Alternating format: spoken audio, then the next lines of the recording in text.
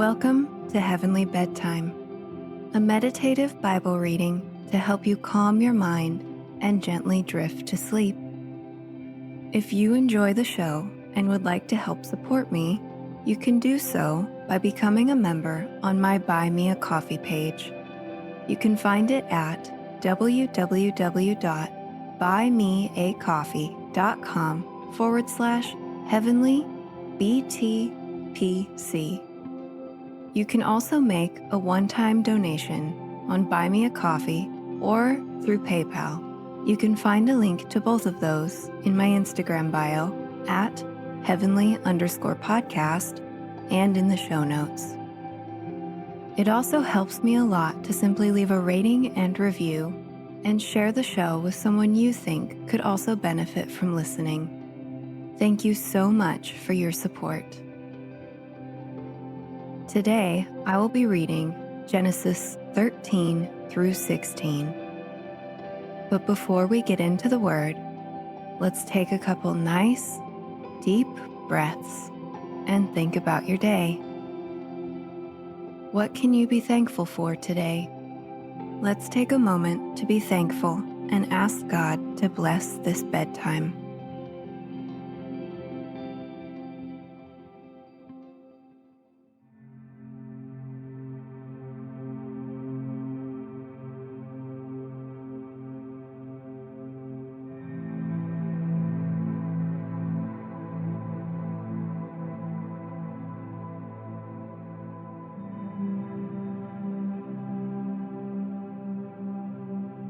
So Abram left Egypt and traveled north into Negev, along with his wife and Lot and all they owned. Abram was very rich in livestock, silver, and gold.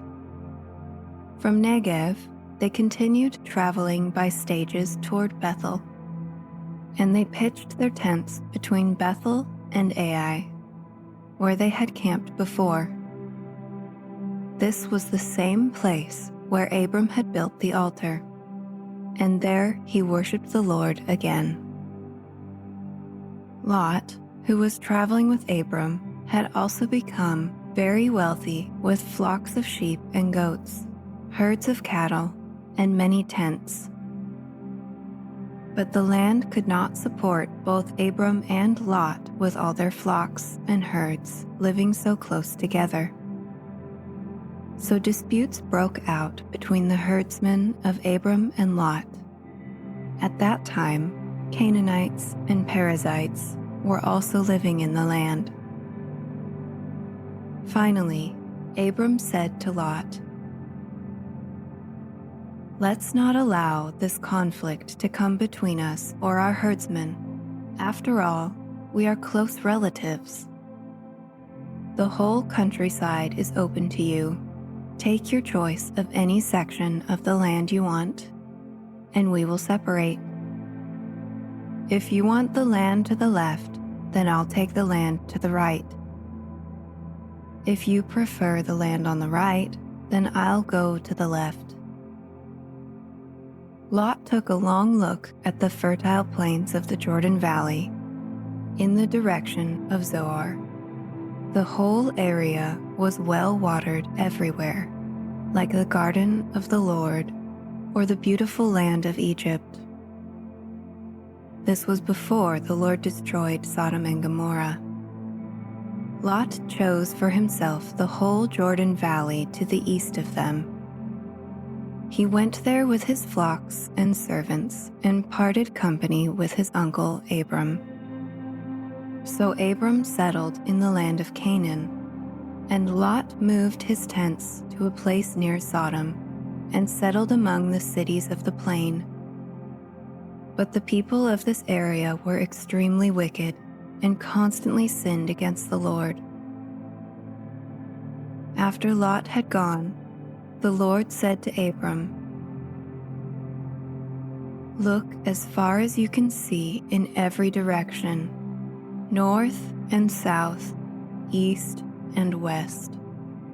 I am giving all this land, as far as you can see, to you and your descendants, as permanent possession. and I will give you so many descendants that, like the dust of the earth, they cannot be counted. Go and walk through the land in every direction, for I am giving it to you." So Abram moved his camp to Hebron and settled near the oak grove belonging to Mamre. There he built another altar to the Lord. About this time, war broke out in the region. King Amraphel of Babylonia, King Arioch of Elasar, King Chedorlaomer of Elam, and King Tidal of Goim fought against King Bera of Sodom, King Bersha of Gomorrah, King Shinab of Admah, King Shemeber of Zeboim, and the king of Bela, also called Zoar. This second group of kings joined forces in Siddim Valley. This is the valley of the Dead Sea. For 12 years they had been subject to King Chedorlaomer, but in the 13th year they rebelled against him. 1 year later, Chedorlaomer and his allies arrived and defeated the Rephaites at Ashtaroth Karnaim, the Zuzites at Ham, the Emites at Shaveh Kiriathaim, and the Horites at Mount Seir, as far as El Paran at the edge of the wilderness. They turned back and came to En Mishpat, now called Kadesh, and conquered all the territory of the Amalekites, and also the Amorites living in Hazazon Tamar. Then the rebel kings of Sodom, Gomorrah, Admah, Zeboim, and Bela, also called Zoar, prepared for battle in the valley of the Dead Sea. They fought against King Chedorlaomer of Elam, King Tidal of Goim, King Amraphel of Babylonia, and King Arioch of Elasar, 4 kings against 5. As it happened, the valley of the Dead Sea was filled with tar pits. And as the army of the kings of Sodom and Gomorrah fled, some fell into the tar pits, while the rest escaped into the mountains. The victorious invaders then plundered Sodom and Gomorrah and headed for home, taking with them all the spoils of war and the food supplies. They also captured Lot, Abram's nephew who lived in Sodom, and carried off everything he owned. But one of Lot's men escaped and reported everything to Abram the Hebrew, who was living near the oak grove belonging to Mamre the Amorite. Mamre and his relatives, Eshcol and Aner, were Abram's allies. When Abram heard that his nephew Lot had been captured, he mobilized the 318 trained men who had been born into his household. Then he pursued Chedorlaomer's army until he caught up with them at Dan. Then he divided his men and attacked during the night. Chedorlaomer's army fled, but Abram chased them as far as Hobah, north of Damascus. Abram recovered all the goods that had been taken, and he brought back his nephew Lot with his possessions and all the women and other captives. After Abram returned from his victory over Chedorlaomer and all his allies, the king of Sodom went out to meet him in the valley of Shaveh, that is, the king's valley. And Melchizedek, the king of Salem, and a priest of God Most High, brought Abram some bread and wine. Melchizedek blessed Abram with this blessing. Blessed be Abram by God Most High, Creator of heaven and earth, and blessed be God Most High, who has defeated your enemies for you. Then Abram gave Melchizedek 1/10 of all the goods he had recovered. The king of Sodom said to Abram, "Give back my people who were captured, but you may keep for yourself all the goods you have recovered." Abram replied to the king of Sodom, "I solemnly swear to the Lord, God Most High, Creator of heaven and earth, that I will not take so much as a single thread or sandal thong from what belongs to you. Otherwise you may say, I am the one who made Abram rich. I will accept only what my young warriors have already eaten, and I request that you give a fair share of the goods to my allies, Aner, Eshcol, and Mamre." Some time later, the Lord spoke to Abram in a vision and said to him, "Do not be afraid, Abram, for I will protect you, and your reward will be great." But Abram replied, "O sovereign Lord, what good are all your blessings when I don't even have a son? Since you've given me no children, Eliezer of Damascus, a servant in my household, will inherit all my wealth. You have given me no descendants of my own, so one of my servants will be my heir." Then the Lord said to him, "No, your servant will not be your heir, for you will have a son of your own who will be your heir." Then the Lord took Abram outside and said to him, "Look up into the sky and count the stars if you can. That is how many descendants you will have."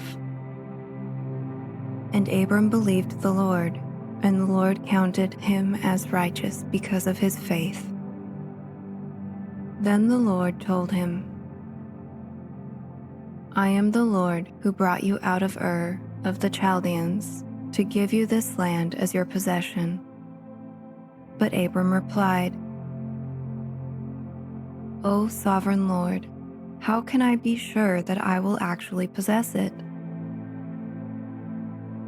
The Lord told him, "Bring me a 3-year-old heifer, a 3-year-old female goat, a 3-year-old ram, a turtle dove, and a young pigeon." So Abram presented all these to him and killed them. Then he cut each animal down the middle and laid the halves side by side. He did not, however, cut the birds in half. Some vultures swooped down to eat the carcasses, but Abram chased them away. As the sun was going down, Abram fell into a deep sleep, and a terrifying darkness came down over him. Then the Lord said to Abram, "You can be sure that your descendants will be strangers in a foreign land, where they will be oppressed as slaves for 400 years. But I will punish the nation that enslaves them, and in the end they will come away with great wealth. As for you, you will die in peace and be buried at a ripe old age. After 4 generations, your descendants will return here to this land. For the sins of the Amorites do not yet warrant their destruction." After the sun went down and darkness fell, Abram saw a smoking firepot and a flaming torch pass between the halves of the carcasses. So the Lord made a covenant with Abram that day and said, "I have given this land to your descendants, all the way from the border of Egypt to the great Euphrates River, The land now occupied by the Kenites, Kenizzites, Cadmonites, Hittites, Perizzites, Rephaites, Amorites, Canaanites, Girgashites, and Jebusites. Now Sarai, Abram's wife, had not been able to bear children for him, but she had an Egyptian servant named Hagar. So Sarai said to Abram, "The Lord has prevented me from having children. Go and sleep with my servant. Perhaps I can have a child through her." And Abram agreed to Sarai's proposal. So Sarai, Abram's wife, took Hagar the Egyptian servant and gave her to Abram as a wife. This happened 10 years after Abram had settled in the land of Canaan. So Abram had relations with Hagar, and she became pregnant. But when Hagar knew she was pregnant, she began to treat her mistress, Sarai, with contempt. Then Sarai said to Abram, "This is all your fault. I put my servant into your arms, but now that she's pregnant, she treats me with contempt. The Lord will show who's wrong, you or me." Abram replied, "Look, she is your servant, so deal with her as you see fit." Then Sarai treated Hagar so harshly that she finally ran away. The angel of the Lord found Hagar beside a spring of water in the wilderness, along the road to Shur. The angel said to her, "Hagar, Sarai's servant, where have you come from, and where are you going?" "I'm running away from my mistress, Sarai," she replied. The angel of the Lord said to her, "Return to your mistress and submit to her authority." Then he added, "I will give you more descendants than you can count." And the angel also said, "You are now pregnant and will give birth to a son. You are to name him Ishmael, which means God hears. For the Lord has heard your cry of distress. This son of yours will be a wild man, as untamed as a wild donkey. He will raise his fist against everyone, and everyone will be against him. Yes, he will live in open hostility against all his relatives." Thereafter, Hagar used another name to refer to the Lord, who had spoken to her. She said, "You are the God who sees me." She also said, "Have I truly seen the one who sees me?" So that well was named Bir Lahai Roi, which means well of the living one who sees me. It can still be found between Kadesh and Bered.